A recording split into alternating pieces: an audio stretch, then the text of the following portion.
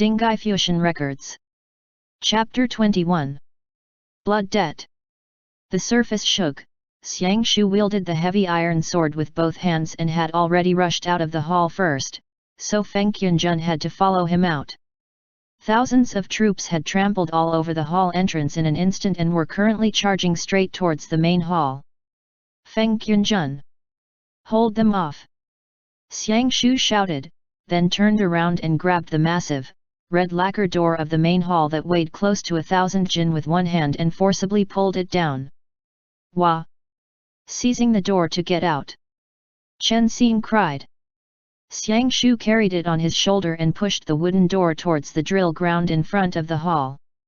Even though Feng Qianjun shouted loudly, his voice had been drowned out by the charging troops in an instant. What followed was that the two got completely dispersed by the shadow warriors and could only start fighting their respective battles alone. Chen Xing, who remained in the palace, had already floated up in the midst of the resentment flames that revolved around him. His left hand pressed against the feeble heart lamp in his chest and protected his heart meridians, while his right finger pointed at the top of his head. The yin-yang mirror began rotating faster and faster, then spread out. Runes in the air that were bursting with purplish-black light began returning to the mirror one by one. At the same time, in present Changan, within the imperial study, Fu Jian was discussing matters in detail with Wang Zi, who had visited him late at night. How do I get Shulakong to willingly hand over the purple scroll? Fu Jian asked Wang Zi. Wang Zi answered, why doesn't your majesty order him to directly? Why beat around the bush? As an official, presenting the purple scroll is part of his duty. Fu Jian fell silent for a moment before saying, Zhen has to admit that you're right. It's just that. Wang Zi said, would he dare, not, hand, it, over? Fu Jian smiled, if Zhen were to do it through forceful means, honestly, he really could be that bold. Wang Zi said, I remember that not too long ago, Your Majesty would never be lenient on anyone who dares disobey an imperial order, no matter if they were a Hu or Han. Fu Jian said, the great Chanyu definitely can't be touched. Wang Zi said, can't be touched? He's merely an official. Fu Jian said, he's not an official, he's the great Chanyu. Wang Zi, there cannot be two suns in the sky, just as how there cannot be two kings in one country. All the land under the heavens belongs to the king, and all the people are the king's servants. If the great Chanyu is not a subject, then what is he? Fu Jian stopped talking, and Wang Zi smiled, the ancient Qi Le covenant belongs to the past. In my humble opinion, no matter if it's the ancient covenant, the great Chanyu, or the golden conferment of purple scroll, none of these really need to exist anymore. If your majesty is bold enough, you can make them go where they should. Fu Jian shook his head, it's not time yet, at least not now. If Wang Meng was still alive, he wouldn't advise Fu Jian like this. Forget it, Wang Zi was not Wang Meng after all. Fu Jian just thought all of this seemed dull and wanted to talk a bit more before making Wang Zi leave. Within the sleeping chambers, in front of Princess King He, the yin-yang mirror on the table started shaking crazily and released bursts of black fog. In the mirror world, Xiang Shu and Feng Qianjun had already been pushed back until they were outside the hall's entrance. It's not done yet. Xiang Shu shouted, hurry up. Chen Xing turned a deaf ear to him. His eyes were shut tight as he controlled the yin-yang mirror to rotate constantly, and it was spinning faster and faster now. Feng Qianjun roared, we can't hold them back any longer. Xiang Shu and Feng Qianjun kept guard in front of the hall's entrance, and they could no longer keep count of how many shadow warriors they had beheaded. However, even after their heads were chopped off, the warriors would just scramble around the ground to find their head and reconnect it, then be as good as new before rushing over to kill them again. Feng Qianjun was already struggling a lot to deal with them, and he finally made up his mind to shout, Great Chanyu! Enter the hall! Don't mind me! Both of you should go. As many of us should try to escape as possible. The Shadow General assembled its troops once again to prepare for the next wave of the assault. Feng Qianjun gritted his teeth, brandished the Sen Luo saber, and black flames instantly burst out all over his body. Xiang Shu uttered in disbelief, "What are you doing?"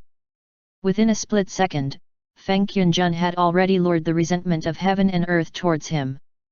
The air around him fluctuated, and a bloody glint flashed through his eyes. "Go back and stop my older brother," Feng Qianjun slowly said, then his eyes were completely covered with a scarlet color, black flames that obscured the sky gushed into the Sen Luo saber. A gust of yin wind suddenly stirred and rose from the ground, a black light burst out from the tip of his blade. "Sen Luo Wan Xiang, the stars are shifting." The sacred saber that disappeared from the divine land and went into hiding for nearly 300 years reappeared right at this very moment, yet it was engulfed in a raging flame of resentment that blazed brightly. The bitingly cold glare that reflected off the blade had been altered, its tip was like a vast and deep water body as cold as ice, and it turned into a darkness that seemed even more profound than that of a long, dark night. The sacred saber had taken on a completely different form and was now a demonic blade. When Feng Qianjun slashed out with his saber, its power soaked in death brutally struck a shadow warrior that had charged forth.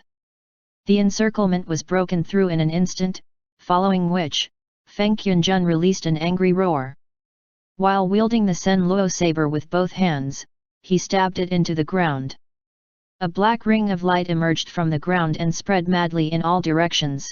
Plants and trees instantly withered wherever the light swept by and turned into a pitch-black patch.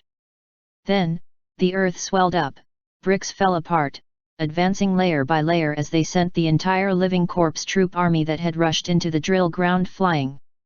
It was as if a sleeping giant had arched its back upwards, many trees had interlaced roots, and roots as massive as Panlong burst out of the ground, all of them crisscrossing with one another. They rose, danced, and covered the entire drill ground. Meanwhile, in Viang Palace, and even in Changan City, millions of dead trees were pulled out along with their roots and they launched a large-scale attack on the living corpse army. "Xiang Shu, stop!" Feng Qianjun.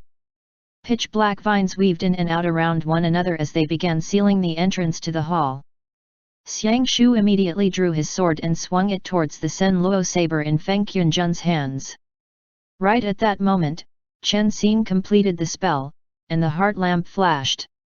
The yin-yang mirror stirred up a whirlwind, and a tremendous suction force suddenly erupted from within. Chen Xin regained consciousness. He quickly glimpsed Xiang Shu, and before he could think it through, he pushed both his hands out. 9 of the inscribed runes on Xiang Shu's heavy sword lit up in an instant, shining with a radiant white light that struck the Sen Luo saber in Feng Qianjun's hands with a loud thump that sent it flying. The bloody glint in Feng Qianjun's eyes died down, then within a split second, the 3 of them flew up at the same time and sped backwards into the mirror. Xiang Shu turned around in mid-air, wrapped his arms around Chen Xin, and the 2 of them rushed in. Feng Qianjun roared and was also swept into the mirror, followed by the Sen Luo saber that shot into the mirror with a whoosh. The vines that sealed the entrance lost the resentment that drove them and exploded in mid-air before vanishing without a trace. Only a mess of vines that were strewn all over the ground remained. The black flames of the yin-yang mirror were withdrawn, then it fell to the ground with a clang and rolled out of the hall, landing below the steps. The black-armored general dismounted, walked over slowly, and picked up the yin-yang mirror. Chen Xin buried himself into the front of Xiang Shu and yelled, but Xiang Shu was prepared. This time, when they were ejected from the yin-yang mirror, he strode out in mid-air, turned around, bent his left leg, stepped with his right, and set foot on a wall. He crouched down to rid himself of his momentum and somersaulted in the air again, then landed. "Ah!" But Chen Xin still shouted. Immediately afterwards, Feng Qianjun was ejected from the yin-yang mirror and crashed harshly onto a pillar, which made a loud noise. He collapsed limply to the ground. The Sen Luo saber whirled out afterwards and lodged itself into a beam in the hall. In the imperial study, Fu Jian and Wang Zi heard this noise at the same time. Fu Jian immediately got up and dashed to the sleeping chambers, while Wang Zi followed closely behind. Princess King He held the yin-yang mirror and stared at the three of them, her eyes wide. As soon as Xiang Shu rushed out, he pulled his sword back in a defensive stance, but he breathed a sigh of relief when he realized that it was Princess King He. Chen Xing's head was spinning as he said, "Where is this, Yi? Why are we here? Princess? Why do you have the mirror?" Princess King He answered, "The two of you have been missing for nearly a whole day and night. His Majesty was so anxious that he dispatched people to search everywhere for you two, but they couldn't find anyone and instead got this mirror from somewhere." Princess King He frowned deeply as she looked at the yin-yang mirror in her hands, then looked at Chen Xing and Xiang Shu. Xiang Shu sheathed his sword, while Chen Xing gasped for breath and walked towards Princess King He. "Princess King He, you guys. Give me the mirror," Chen Xing said, "I'll slowly explain it to you later." Princess King He approached Chen Xing and handed the mirror to him. "How did you guys escape from the mirror?" Princess King He asked. Chen Xing suddenly sensed that something was amiss. Xiang Shu shouted, "Duck!" Chen Xing ducked subconsciously, yet Princess King He was faster than him. Her left hand that was holding onto the mirror propped him from under the ribs and encircled him, her arm hooking around his neck. "Chen Xing!" Xiang Shu rushed forward in one step, but he saw that Princess King He's body wasn't moving. Black vapor manifested around her body that flew out to strike Xiang Shu's chest harshly, which hit him so hard that he was sent flying and he fell to the ground. Feng Qinjun lost consciousness after getting ejected from the mirror. He lay on the ground, while his Sen Luo saber was firmly lodged into the pillar. The only person who could restrain Princess King He now was Xiang Shu. Chen Xing could have never expected that Princess King He would do such a thing, and even Xiang Shu wasn't the least bit prepared. She had struck the old wound on his ribs. He forcibly endured the sharp pain, grabbed his sword, and staggered to stand firm on his feet. A dagger appeared in Princess King He's right hand that she pressed against Chen Xing's neck. Chen Xing instantly shouted like he had gone mad, "It's cold! Ah! This dagger's so cold! Princess King He! Xiang Shu! Chen Xing, couldn't you have heated it up before placing it against my neck?" Princess King He said in a stern voice, "Great Chanyu, keep at least 5 steps away from me and don't move, I know you're strong." As she spoke, her dagger slightly pierced into Chen Xing's neck. The dagger had been injected with mana, and its entire blade appeared pitch black. If she exerted just a little effort, Chen Xing would be pierced straight through and blood would gush out of his neck, then he would no longer be able to survive. "Aya! Ai!" Chen Xing immediately cried out, "It hurts! Jaja! Don't be so rough, we're all decent people here." Princess King He tightened her grip and said coldly, "Shut up." Xiang Shu said in a low voice, "You're the one who reared the living corpses. What are you up to? What's your relationship with the Feng family?" Princess King He took a deep breath and said slowly, "Great Chanyu, you're too much of a busybody. The two of you were the ones who bumped into this yourselves, you can't blame me. If you hadn't cared about this kid, you wouldn't have encountered so much trouble. So you were the one who sent the assassin that night," Xiang Shu said in a dangerous tone, "and I even spent such a long time wondering in vain why Jiantou would want to kill an exorcist who he had nothing against." Chen Xing was being strangled by Princess King He, and he just thought that her strength was strangely extraordinary. Although it was far inferior to that of Xiang Shu's, her martial prowess was not to be taken lightly. I just knew," Chen Xing could barely breathe anymore, "for you to be in such a hurry to act as my matchmaker, you were indeed harboring ill intentions." Princess King He tightened her grip around his neck and sneered, "You're already on your deathbed." Within an instant, a black vapor erupted from Princess King He's body that revolved around her and Chen Xing. While she was within the mass of black vapor, she started floating up slowly into the air. Chen Xing's neck was on the verge of snapping from being strangled, so he couldn't speak anymore.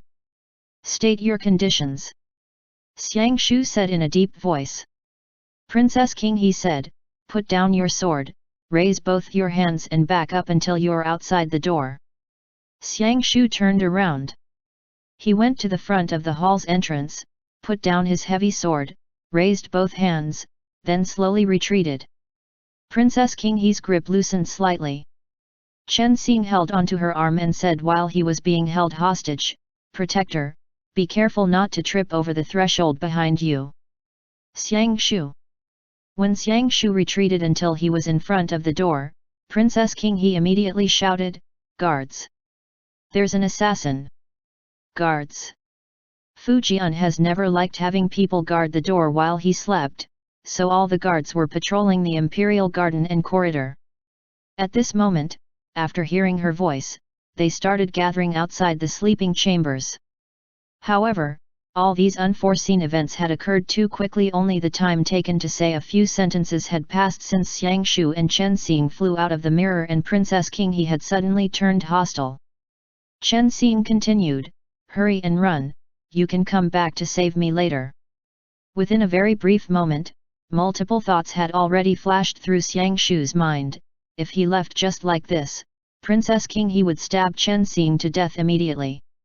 It was already quite clear now, Princess King He, Fei Tian Ye, and the ones who secretly planned a conspiracy with the living corpses were all part of the same group, and it was even more likely that the two of them were the masterminds.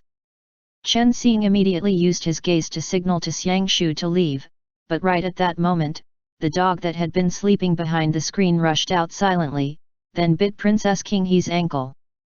Princess King He shouted at once. Chen Xing immediately struggled to break free, then Xiang Shu lunged to the ground, grabbed his heavy sword and flipped over.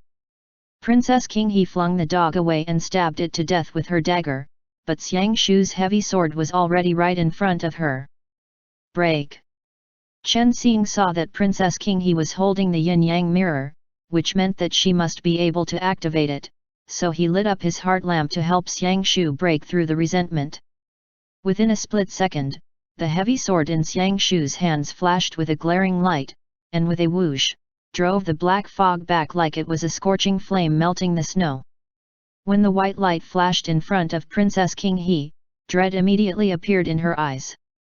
Xiang Shu had been caught unprepared before and suffered because of it, so he knew that she couldn't be slighted. With this attack, either Princess King He died, or Xiang Shu would die, so he exerted all his might in swinging his sword out. Right after the black vapor was broken through, the sword struck Princess King He's chest first, then another strike landed at a slanted angle. Blood was already gushing from Princess King He's mouth, who was hovering in the air. All her ribs broke, blood streamed out of her orifices, and she slammed into a wall. The yin-yang mirror flew out of her hand and fell to the ground. At that moment, Fu Jian had rushed to the scene and just so happened to personally witness the scene of Xiang Shu killing Princess King He with his sword. Everyone was stunned, and even Xiang Shu was shocked too. He already sensed that something was wrong when he unleashed his second strike. Once the black vapor withdrew, the other party had lost all strength to resist, but the third strike was interlinked with the first two and had already blocked off the enemy's way out, so it was still too late to stop. Chen Xing rushed forward immediately and shouted, wait! Princess King He lay on the ground, her lips slightly parted, and her mouth was filled with blood.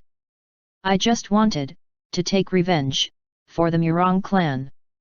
Chen Xing raised his head with a blank expression and looked at Xiang Shu. Xiang Shu turned around at once, shielding Chen Xing in front of him as he faced Fu Jian, who was standing outside the hall, as well as Tui Bayan, who had come with a torch and a group of guards. The dog whimpered and crawled towards Chen Xing, leaving a trail of bloodstains behind it. It struggled to lick his hand. Chen Xing picked the dog up, a chill ran down his spine, and he felt like he had fallen into an ice cave for a moment. Xiang Shu! Chen Xing said and thought that they were in great trouble now. When Fu Jian rushed over, he didn't know if Fu Jian had seen the scene of Princess King He being enveloped in a mass of black vapor.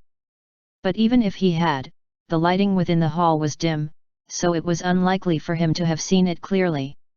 After falling into a trance over King He's death, Xiang Shu immediately snapped out of his trance. He looked at Fujian with his guard up.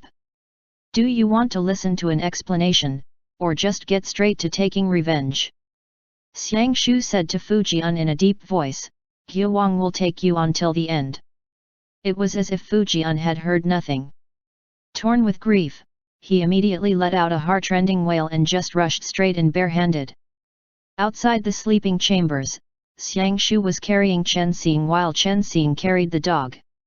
They smashed through a wooden window together and fell harshly into the imperial garden along with thousands of pieces of debris.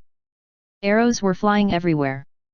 Fujian rushed out of the hole they made and only saw the receding figure of Xiang Shu, who was carrying Chen Xing as they flipped over the palace walls amidst the marble white color of the dawn sky.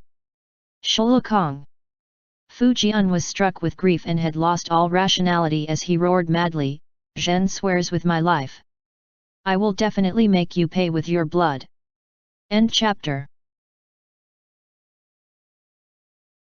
Dinghai Fusheng Records.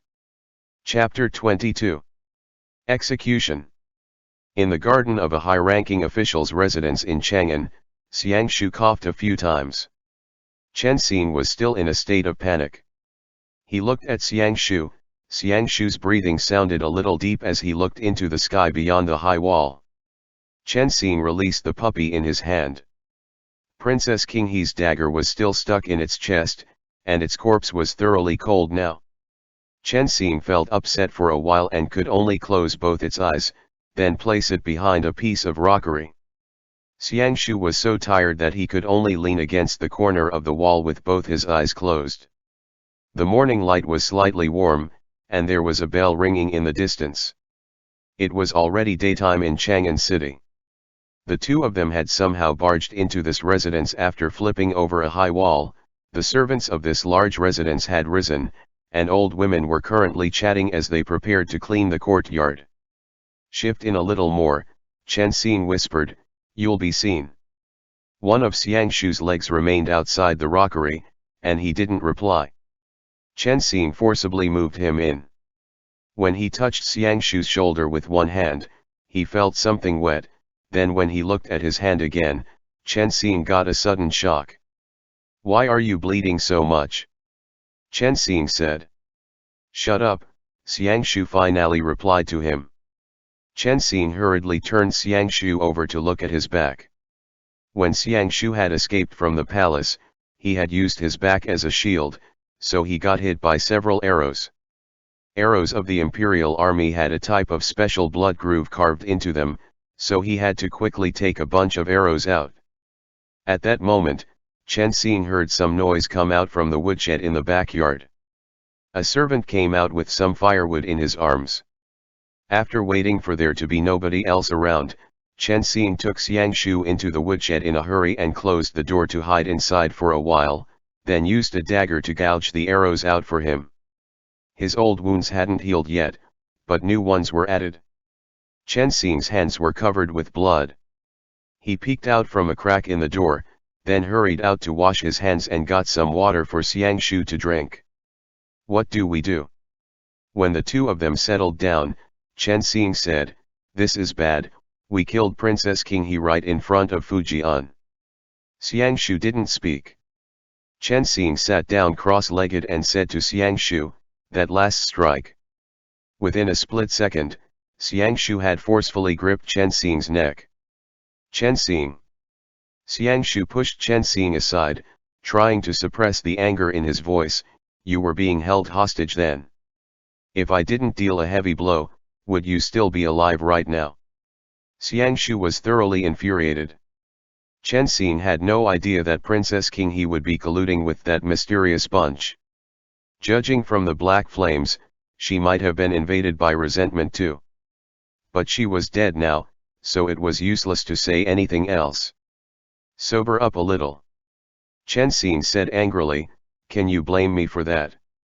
Xiang Shu was practically disregarding everything else as he roared angrily, if only it weren't for you. She wouldn't have died. Chen Xing, then kill me to take revenge for her. Come.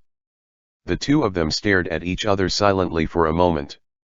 Chen Xing naturally knew that Xiang Shu regretted dealing too heavy a blow as he had misjudged the other party's strength, so he was just taking his anger out on Chen Xing for a moment. But from the last scene they saw, Princess King He had obviously already been enveloped by resentment and was also colluding with the mysterious group. If Xiang Shu had gotten caught, the other party would have killed Chen Xing without any mercy. Chen Xing regained his calm. Fei Tian Ye, Princess King He, who will be next? Xiang Shu finally calmed down and closed his eyes. Chen Xing continued, now, we won't be able to wash ourselves clean even if we jumped into the yellow springs. Fujian must be searching all over the city for us. We don't know who else is behind Princess King He either. The yin-yang mirror is still in the palace, and now I'm just afraid that they'll kill Feng Dage. She wanted to take revenge for the Murong clan, Xiang Shu finally said slowly. Ever since the day Great Yan was decimated by Fujian, she has never given up on that agenda. I just don't know how she managed to partner up with the Feng family. Chen Xing suddenly remembered the words stammered by Princess King He before she died. Xiang Shu closed his eyes again and murmured, it's just a pity she was born a woman. A beauty on horseback, her horsemanship and archery skills were no less than that of a man, but she can no longer return to the prairie. Chen Xing recalled Princess King He's words and smiles. Judging from what he had seen the past few days, these two old friends should have shared a very deep friendship. Xiang Shu, Chen Xing said. Xiang Shu didn't reply. I'm sorry, Chen Xing said. It's none of your business, Xiang Shu said coldly but never opened his eyes. It was silent again. Chen Xing whispered, I'll go out to see what's going on outside. Don't go anywhere, Xiang Shu's cold voice rang out, stay here. Huang will nap for a short while, I'm too tired. Chen Xing was also quite tired. They didn't know if Feng Qianjun was dead or alive, and they'll probably have to face Fujian's anger head-on now.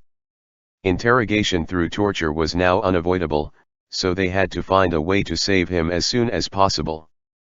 But the more serious problem still remained for the Feng family, and it would be too late for them to warn the Feng family now. How many people would have to die for this? Chen Xing felt absolutely restless, yet Xiang Shu just fell asleep as if nothing was wrong. He wanted to go out and inquire about the situation himself, but without Xiang Shu, he probably wouldn't even be able to walk out of the main street unscathed, so he could only stay still. He felt about for the bamboo slip in his front lapels, but the bamboo slip had disappeared too. Chen Xing was very sure that the bamboo slip wouldn't have been dropped while they were fleeing, and now that he thought about it, the only possibility would be that items in the mirror world could not be brought into the present world. Chen Xing was thoroughly spent. He held a dead dog in his arms, feeling beaten down and weary as he leaned against a stack of firewood. As he continued thinking, he fell asleep, his head slipped down unwittingly and landed in Xiang Shu's embrace. Xiang Shu wielded his sword with one hand and got a start while he was sound asleep. When he saw that there were no enemies around, he raised his right hand and placed it on Chen Xing's shoulder. This day was destined to be the most turbulent one after the day Fujian killed his own older brother, Fusheng. The entire Changan city was blockaded, only entry into the city was allowed, exiting was prohibited.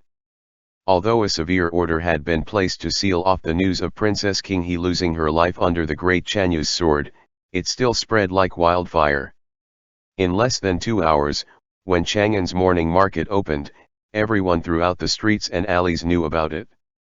Ever since Fujian destroyed the Yan state, this was the first time such a shocking event had happened in Changan that perturbed all levels of society here. In the Qin dynasty, the Murong family was still a force to be reckoned with. Murong Chui, the Lord Mayor of a subjugated country, had surrendered to Fujian.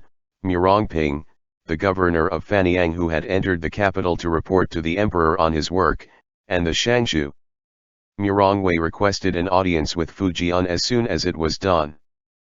People from the Xianbei Murong clan, the Tuoba clan who had marital relations with them, as well as the Qian people who had always shared a close relationship with the Murong family, and others were all kneeling outside the hall. The great Qin's imperial court was instantly in an uproar. In a certain sense, Princess Dinghai symbolized the connection between the Murong clan and Fujian, who was currently in power. Ever since the death of Empress Go, Fujian had never appointed another person to be empress, and Princess Dinghai was the one leading his imperial harem. Fujian even refused to accept any more imperial concubines because of Dinghai and Murong Chang, these two siblings. Yet she had died under the great Chanyu's, Shulakong's, sword just like that. Fujian had to account for it to all of his civil and military officials no matter what. The entire Murong clan was thoroughly shocked when they caught wind of the news. However, as an undercurrent surged below, they seemed more vigilant than anything else when they were questioning Fujian. Fujian had seen that kind of expression more than once, and he couldn't be any more familiar with it. Zhen is currently pursuing the great Chanyu. Fujian's eyes were bloodshot, and he appeared extremely exhausted, as if he had aged 10 years overnight. There are a lot of problems regarding the unforeseen event last night, not just one or two. The great Chanyu has already fled to escape arrest, and only he would be able to give us the answers we want. Descendants of the noble Xianbei clan stood in great numbers within the court, and not a single sound could be heard. Only the Yuan family, who had a long-standing enmity with the Murong clan, could be seen to rejoice a little at their misfortune. "Your Majesty," Shangshu Murong Wei said, "where were you when the tragedy occurred?" The side profile of Murong Chui had been burned by the flames in the war in Xiangyang City several months ago, so he wore an iron mask now and kept silent. "What do you mean by that? Are you suspecting Zhen of being an accomplice?" Fujian roared furiously at once. Everyone below the steps had a clear look of distrust on their faces. Ever since the great Chanyu, Shulakong, arrived in Changan, he had been stirring up storms throughout the whole city. Fujian's fear of Shulakong had long since spread throughout the entire imperial court. The restraint of the ancient Qi covenant on Fujian, as well as the closeness between both sides, had already made the various ethnic groups in Changan feel uneasy. They were afraid that even more northern nomadic tribes would enter through the pass and demand for a division of their hard-earned benefits that they had gained at the expense of the destruction of a country. Murong Chui finally said slowly, "Your Majesty, I heard that there were 2 other Han assassins aside from Shulakong. One of them had escaped with him from Viang Palace, while the other is detained in the palace, and the one here is the Xifeng Bank's Feng family's youngest son. Is that true? Why would the great Chanyu collude with a group of Hans?"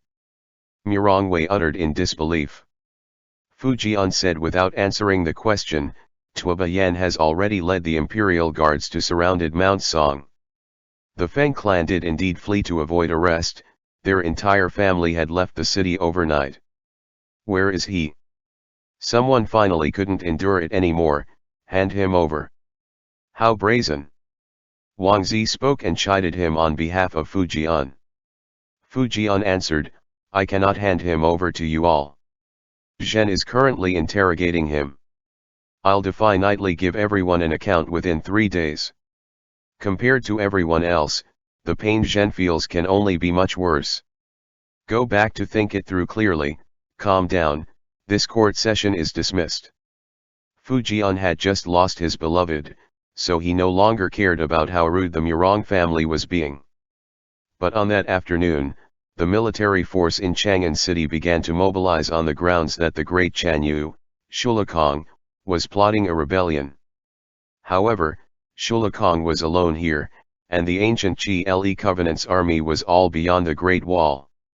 It would be clear to any perspicacious person that even if Shulakong were to issue a call to arms now to kill the incapable ruler and secure the land within the pass, it would still take the army at least 10 days to arrive in Changan even when marching as fast as possible. It would not be any sooner before they could accomplish this great deed, then purge the nation of traitors and support the Jin family. So who was Fujian guarding against by doing this?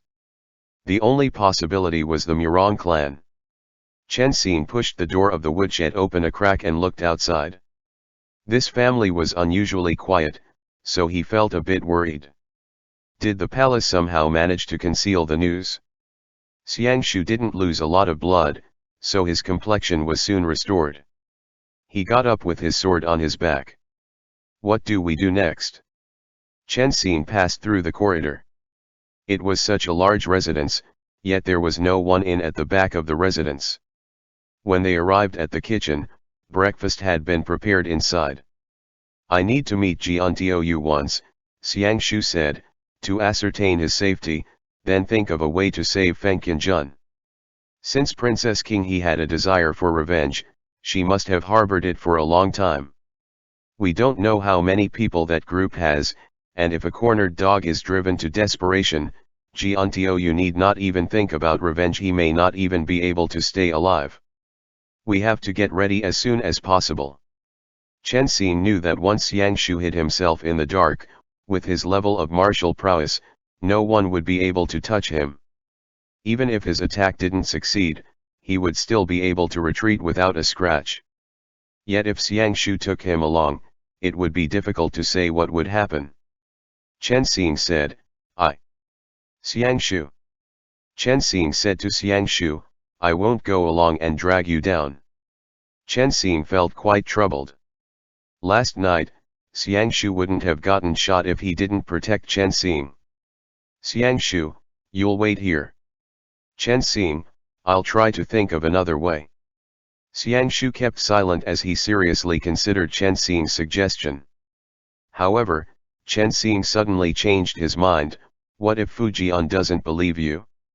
Should we find the yin-yang mirror and let him personally take a look? If he wants to believe me, he'll believe in anything I say. Xiangshu just said it like how itis, if he doesn't believe me, he won't believe me no matter what we show him. Chen Xing thought that was true. Xiangshu pushed open the door to the woodshed and left. The sunlight was so glaring that Chen Xing could barely keep his eyes open. Xiangshu looked to his left and right, then said, You need to find a safe place to hide in. Chen Xing suddenly stopped. He saw a carriage parked in the backyard, and the two of them immediately looked at each other. Both of them had recognized it was Tuobayan's carriage. Last night, they had somehow escaped into Tuobayan's residence due to a strange combination of coincidences. No wonder there hadn't been any signs of activity all morning. No matter how thorough the imperial guards were in their search, they wouldn't search the residence of their own general. A voice traveled over from the outside right then. From the looks of it, Tuobayan seemed to have returned. I'll go see him. Chen Xing said. Don't go courting death.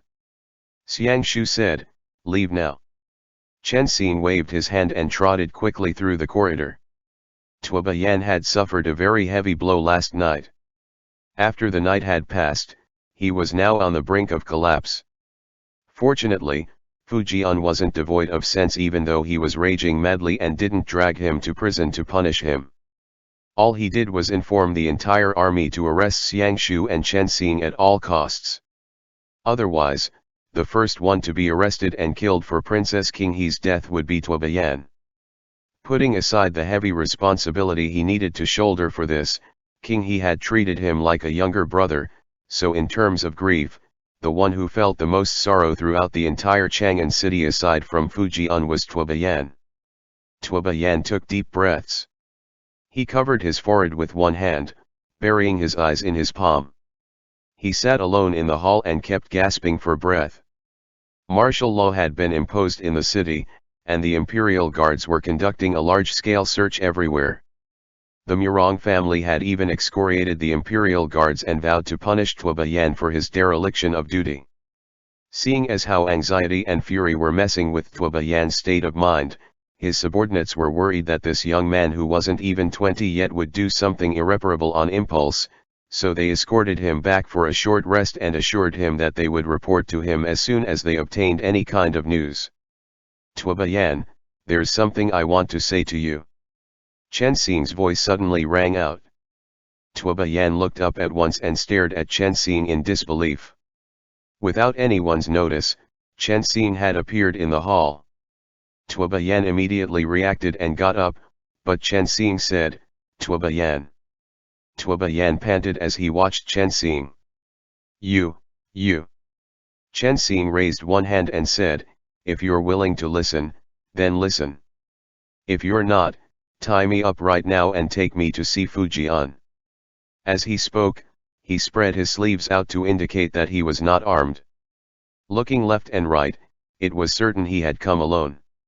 Tuoba Yan didn't call for anyone, so Chen Xing knew that there was still hope. Tuoba Yan's eyes were thoroughly bloodshot. He cried in anguish, "What on earth is going on? Why would the great Chanyu kill her? That doesn't make sense. You must give me an explanation." Chen Xing took a deep breath before narrating the entire process to him. The more Tuoba Yan listened to him, the more absurd he thought it was, but he didn't interrupt Chen Xing. His brows began to furrow tightly. "That," Tuoba Yan said, "that's impossible." "Why would she?" Chen Xing explained, "She must have been misled and manipulated." "Tuoba Yan, think about it carefully, did she ever behave in an abnormal manner?" Tuoba Yan got up and paced back and forth in the hall for a while, then suddenly looked at Chen Xing. "Where's the mirror?" Chen Xing said, "As long as I have the mirror, I can prove it to you." Tuoba Yan reinstated his calm and said, "I don't know. The situation was too chaotic then." How's that possible?" "She was practicing demonic arts." Chen Xing said, "There's another way. Find Fei Tian Ye, let me confront him." Tuoba Yan, everyone in the Feng family already packed up and left in the middle of the night last night. Chen Xing approached Tuoba Yan, who sat down in despondence again. He murmured, "The Murong family is already causing a huge ruckus and is demanding, where did the great Chanyu go? Even if she was practicing demonic arts, why did he have to strike such a heavy blow?" Chen Xing sat side by side with Tuoba Yan. He remembered how Princess King He had personally acted as a matchmaker for Tuoba Yan, so he could guess that the two of them were as close as real siblings. Moreover, the perpetrator everyone saw that night was Xiang Shu, so Tuoba Yan still hadn't regarded Chen Xing as an accomplice until now, and he couldn't help but feel upset. Chen Xing pondered for a moment, extended a hand, and a warm, white light was emitted from his palm. He passed his hand under Tuoba Yan's arm and gently pressed it against his chest. Tuoba Yan exhaled and seemed much better now. Chen Xing said, "Xiang Shu went to search for a way to negotiate with Fujian. Now, it was of no use no matter who they tried to persuade. Fujian was the one with the power to decide everything. They would only be able to resolve this misunderstanding if they avoided his sharpness and explained everything clearly." Tuoba Yan got up and said, "I'll issue an order to hunt down the Feng clan now." Chen Xing didn't hold on to too much hope. If he asked Tuoba Yan to protect him, he would be charged with shielding and harboring a criminal, which was equivalent to being a participant in the conspiracy. However, the most important point for appearing in front of Tuoba Yan was this: he agreed with Xiang Shu's opinion that they have to ensure the yin-yang mirror didn't fall into the hands of Fei Tian Ye or his other accomplices again. As an exchange, he was even willing to go directly see Fujian and let Tuoba Yan protect the yin-yang mirror. Tuoba Yan glanced at Chen Xing and said uneasily, "You can't enter the palace now. Once you're imprisoned, the Murong clan will think of all sorts of ways to kill you in order to avenge Byaja."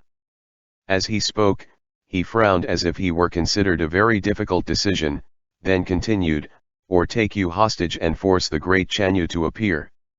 "Stay in my house." Tuoba Yan thought about it over and finally said this, "It's the safest place right now." Chen Xing was very surprised. He said, "No. You'll be harboring a criminal." Yet Tuoba Yan just waved his hand and left by himself. He summoned his men over and ordered them to not let anyone into the hall.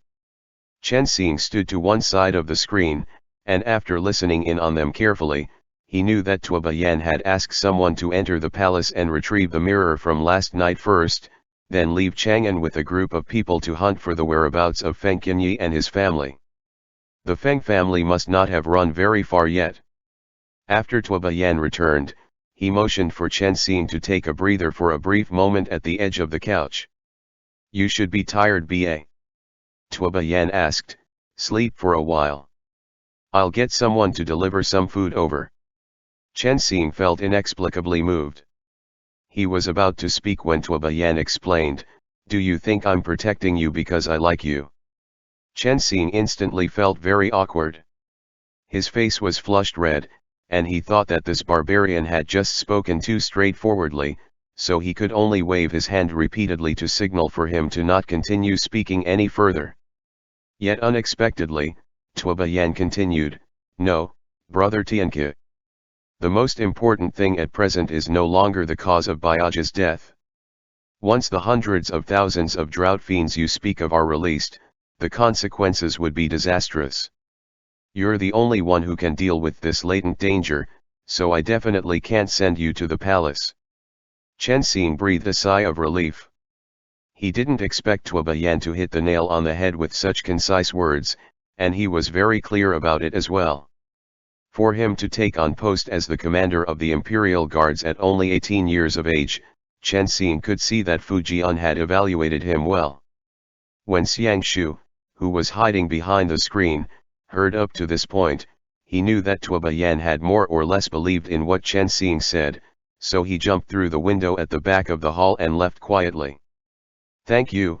Chen Xing felt like a huge load had just been lifted off his shoulders, and he said sincerely, "Thank you, brother Tuoba." Tuoba Yan drew out a map and spread it out on a table. Chen Xing caught a glimpse of it from the corner of his eyes and could tell that it was a map of the layout of the city's defense. Tuoba Yan sighed again. Now that Baiaji died, the Murong family wouldn't let it go easily. The danger level is at its peak now.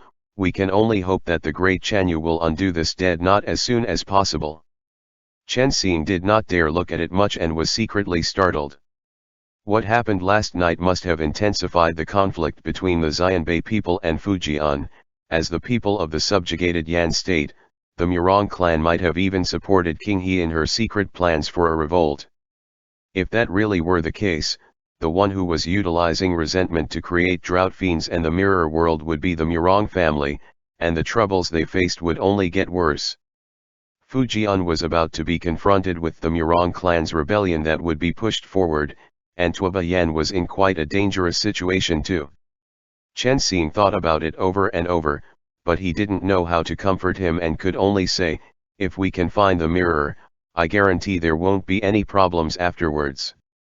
Tuoba Yan nodded solemnly and began reorganizing the arrangement of troops in Changan city. 2 hours later, Chen Xing was still quite energetic as he continued pondering, yet Tuoba Yan had fallen asleep on the table first. Chen Xing walked over to take a look. On one side of the table, the words "marching on" and "on" that he had personally transcribed for Tuoba Yan not too long ago was spread out there. At that moment, a noise could be heard outside the hall.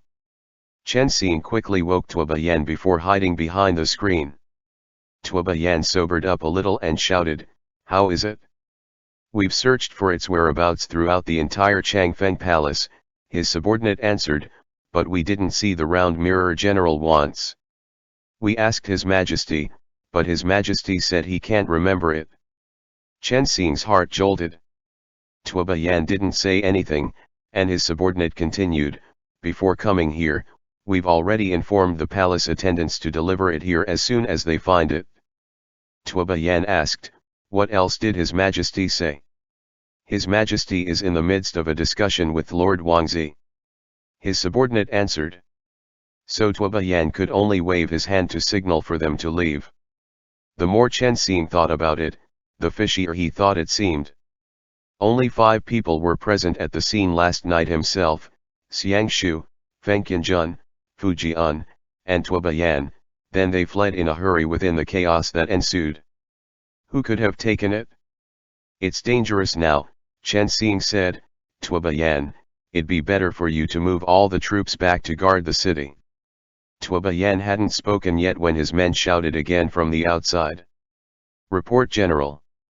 After the Feng family left the city, their traces could not be found anywhere, and their whereabouts remain unknown. We've already dispatched people to pursue them along 16th Road. That's strange, Tuoba Yan frowned. He has a family to drag along, and Feng Tianye's a cripple too, so they shouldn't have been able to run far. Chen Xing said, then only one possibility remains: they're hiding in the mirror. So a new problem has arisen: who's holding onto the yin-yang mirror now? The imperial guards are under the command of the royal family, so they knew the palace grounds like the back of their hands. Don't even mention finding a mirror. Even if they had to find a needle, they would be able to do so. But the yin-yang mirror had still disappeared. There must be someone controlling all this from behind the scenes. Report. The third wave of people suddenly came and shouted, His Majesty has issued an order, at 3/4 after the period starts, at the execution ground located at the West Street entrance, behead last night's assassin who was in the palace Feng Tianjun. Chen Xing. End chapter.